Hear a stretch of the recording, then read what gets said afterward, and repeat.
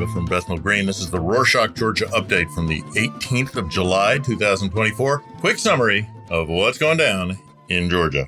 Wednesday the 17th, U.S. House of Representatives said that they would have a hearing about the upcoming elections in Georgia and Moldova. They want to make sure the elections are fair and free from outside interference, particularly from Russia. Georgian officials and local groups say this brings more attention to the problems they're facing with elections. President Zurabashvili said that they welcome the support from international partners to ensure the elections are fair and without external meddling.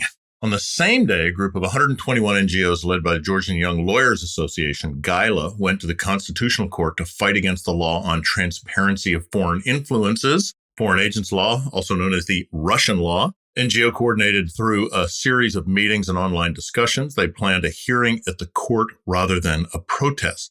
They're against this law because it stops people from freely speaking out and hurts groups that get money from outside of Georgia. The law is modeled on a Russian version that's been used to shut down the protests and will harm democracy in Georgia, as we've discussed for many weeks. The pretense is that this is all about transparency, which is, of course, BS. It's actually to make it difficult for these groups to operate. The NGOs hope that the court will get rid of this law to protect freedom of speech and democracy in Georgia, but now that Otsneba has taken control of the courts, that's unlikely. On a related note, on Friday the 12th, President Zurabashvili said that Georgia's path to joining the European Union has hit a roadblock. She blamed the government for turning away from this goal and criticized their recent decisions, such as the proposed Russian law on foreign influence and crackdown on opposition protests, saying these actions have hurt Georgia's chances of joining the Union. Those who understand the EU agree with her. They're worried that the country is moving in the wrong direction and want the government to focus on European integration once again. Moving on. On Wednesday the 17th, President Zurabashvili called a special meeting of parliament due to rising tensions and public dissatisfaction. They discussed important issues like national security, recent political problems such as corruption allegations and opposition protests. The president urged everyone in parliament to come together and find solutions to these big issues. The special session also reviewed how the government has handled recent crises such as the COVID-19 response and economic challenges and what needs to change. Still in politics, on Tuesday the 16th, Levan Khabeshvili, chairman of the United National Movement, expressed confidence in winning the upcoming elections. Eye roll. He said that they would celebrate a national triumph in 100 days, reflecting the party's optimistic outlook and determination to bring about change in Georgia. On Thursday, the 11th, Speaker Shalva Papuashvili talked about the assassination attempt of former U.S. President Donald Trump. He pointed out that the incident in the U.S. is a reminder that democracy everywhere needs to be protected, and it shows how important Georgia's elections in October will be. Papuashvili stressed the need for strong security during the elections to keep them safe and fair. The government promised to make sure security is tight, and people are both worried and determined to make sure the elections go smoothly. Tuesday the 16th, Michael Chikhvishvili, the 21-year-old Georgian national, also known as Mishka or Commander Butcher, was charged by a federal grand jury in Brooklyn, New York, with soliciting hate crimes and planning a mass casualty attack. Chikhvishvili allegedly tried to recruit others to commit violent acts and promote his neo-Nazi ideologies. Charges include soliciting hate crimes, using weapons of mass destruction, and making threats of violence. The case highlights ongoing efforts to address and prevent hate-motivated violence in the United States.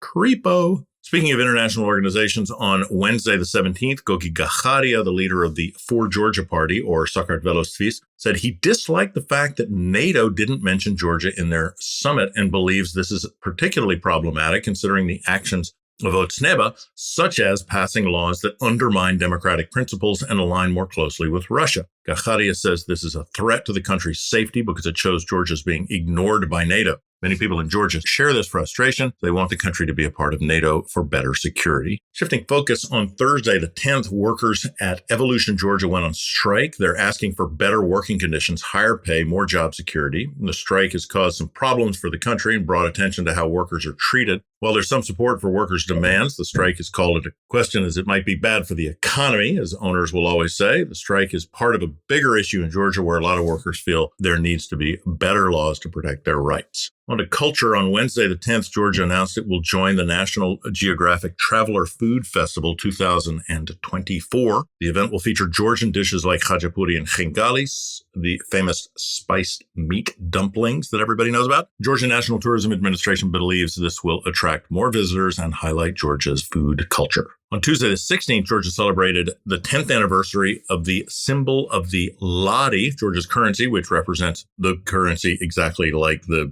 euro, dollar, or yen symbol. The symbol introduced in 2014 stands for Georgia's economic and cultural strength. Over the years, become a symbol for Georgians. The anniversary included events and talks about how the symbol has fostered national pride and economic independence. In fashion news, on Monday, the 22nd, the Class and Classy Fashion Week SS22 ended and Georgian designers were in the spotlight. The event held in Tbilisi showcased the latest trends from Georgia's top designer, many participants from countries like Italy, France, and Japan, making Georgia look like an up-and-coming place for fashion. Designers like Anuki Arashidze and Tamuna Ingorokva showed collections that mix Georgian traditions with modern styles. Also on the topic of culture, on Sunday the 14th, the Festival of Georgian Regions celebrated the country's diverse culture and rich cultural heritage. The festival had traditional music, dance, and crafts from different regions and gave artists and performers from all over the country a chance to share their talent with a big audience. Hundreds of people came to the festival and enjoyed the variety of cultural displays. On Wednesday, the 17th, Air China announced it will operate direct flights between Tbilisi and Urumqi starting in September. These flights will boost connectivity between Georgia and China, facilitating travel and business opportunities, and will operate from Tbilisi International Airport to Urumqi, the largest city in Western China. This is interesting because Urumqi is the center of enslaved people being forced into industrial production, and Georgians can now visit China visa-free. Wonder if any human rights-focused Georgians will take this flight to see what's happening there. In another update, on Monday the 15th, Thailand introduced visa-free travel for Georgian citizens. The new policy allows Georgian travelers to enter Thailand without a visa and stay up to 30 days. The move aims to enhance tourism and strengthen ties between the two countries. Lastly, on Thursday the 11th, there was a celebration of Georgian poet Tariel Chanturia. He's known for his deep and moving poetry, which has made a big impact on Georgian literature. The event included readings of his poems, which are available in both Georgian and English, and talks about how he has influenced other writers. Chanturia's work is loved by many and continues to inspire new poets in Georgia. His poems often talk about national identity, history, and personal feelings. They resonate with many Georgians. And that's it for this week. Thanks for joining us. We want you to love these updates even more than you already do. We prepared a very short survey that will take you just minutes to fill in. The link is in the show notes. We know what you're saying. Dude, I'm driving or I'm cooking and my hands are covered in food goo. We promise that it will only take a few minutes and we would really appreciate it. Your feedback helps us keep updates coming your way. Hope to hear from you soon. Nachmandis.